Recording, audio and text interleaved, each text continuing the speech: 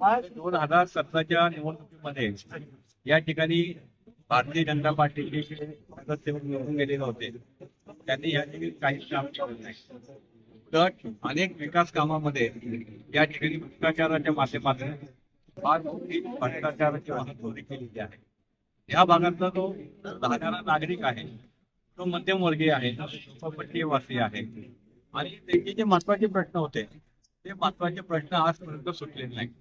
या ठिकाणी नागपूरचा असेल, हाऊसिंग बोर्डाच्या कॉलनीज असतील, या ठिकाणी मोठ्या प्रमाणावर झोपडपट्टीवासी अनेक झोपडपट्ट्या या भागामध्ये सर्वात मोठं आहे. आणि म्हणून काँग्रेस पक्षाने महाविकास आघाडी म्हणून काँग्रेस, शिवसेना या ठिकाणी आणि RPI गवई गट असा या माध्यमातून आम्ही या ठिकाणी या निवडणुकीला सामोरं जात असताना काँग्रेसने या ठिकाणी अ गटातून प्रियंका रणपिसे यांना उमेदवारी दिलेली आहे. ब गटामधून शिवानी माने यांना उमेदवारी दिलेली आहे. क गटामधून कन्हर अझर खान यांना उमेदवारी दिलेली आहे आणि ड गटामधून माजी नगरसेवक यांना उमेदवारी दिलेली आहे. तुम्ही जर आमचे हे महाविकास आघाडीचे जर चारही उमेदवार जर पाहिले तर तरुण आहेत, सुशिक्षित आहेत, उच्च शिक्षित आहेत आणि यांना एक परंपरा आहे. जसं प्रियंका रणपिसे यांचे चुलते स्वर्गीय आमदार शरद रणपिसे यांनी हा भाग त्यांच्या काळामध्ये हा जो आज आपल्याला दिसतोय हे त्यांनी त्यावेळेला विकसित केलेला भाग आहे. अनेक वर्ष ते नगरसेवक राहिले, अनेक वर्ष आमदार राहिले. या सर्व परिसरामध्ये त्यांनी फार मोठं काम केलेलं आहे. शिवानी माने यांचे जे सासरे होते स्वर्गीय माजी नगरसेवक वसंतरावजी माने यांनी या संपूर्ण भागाचं नेतृत्व केलं आणि त्या ठिकाणी विकासाची कामं केली होती. पण आम्ही ह्या लोकांनी विकासाची केलेल्या कामानंतर या ठिकाणी जे जे नगरसेवक निवडून आले त्यांनी काहीच काम केलं नाही.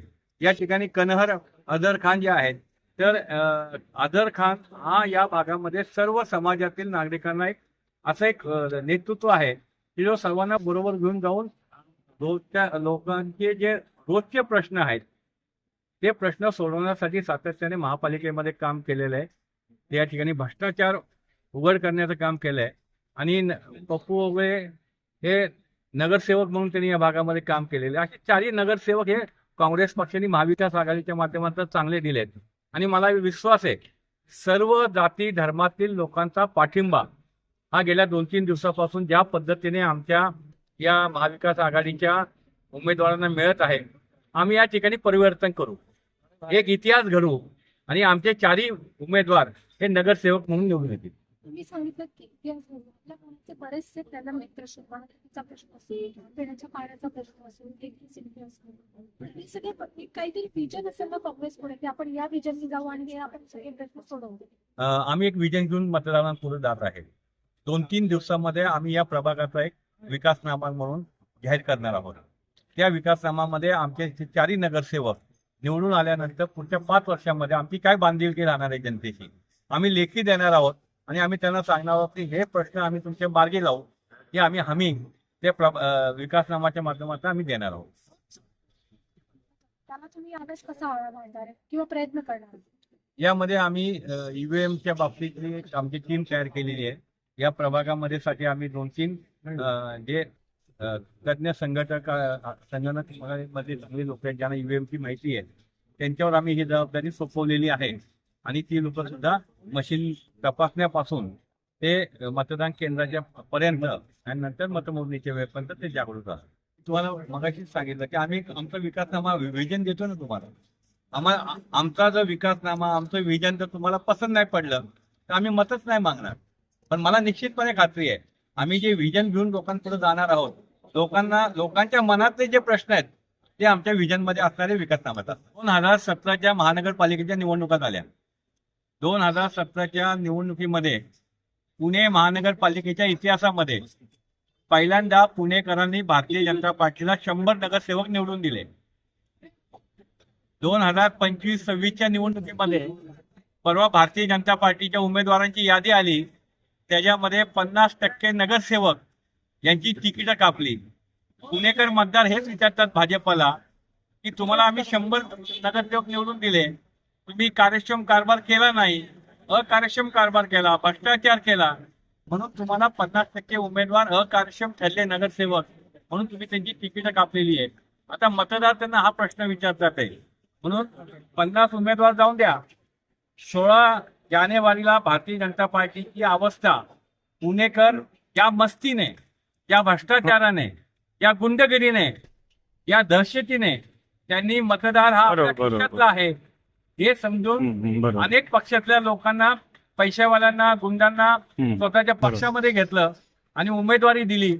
पुणेकर बरोबर. मतदार हा अतिशय सुज्ञ आहे. हा मेसेज उमेदवारी याद्या जाहीर करण्यापूर्वी होत्या. उमेदवार जाहीर झाल्यानंतर भारतीय जनता पार्टीचे जे कार्यकर्ते होते त्यांनी ज्या पद्धतीने भाजपचा झेंडाफोड केला, भंडाफोड केला, काय काय म्हणतो ना आपण, सर्व त्यांची आबरू त्यांनी रस्त्यावर आणलेली आहे भाजपच्या कार्यकर्त्यांनी. आज महाविकास आघाडीने जे उमेदवार दिले, आमचा सर्वात तरुण उमेदवार उच्च विभूषित, double graduate, MCom, BCom, MBA झालेला असतील. आमचे अनेक डॉक्टर त्याच्यामध्ये आहेत, अनेक वकील आहेत, अनेक IT मधले इंजिनियर आहेत. आमचे उमेदवार तरुण आहे. 50% आम्ही नवीन चेहरे दिलेले आहेत आणि ज्यांना सर्वसामान्य लोकांच्या प्रश्नाची जाण आहे असे उमेदवार पुणे शहरामध्ये महाविकास आघाडीने दिलेत. त्यामुळे आमचा विजय हे पुणेकरांनी ठरवलाय.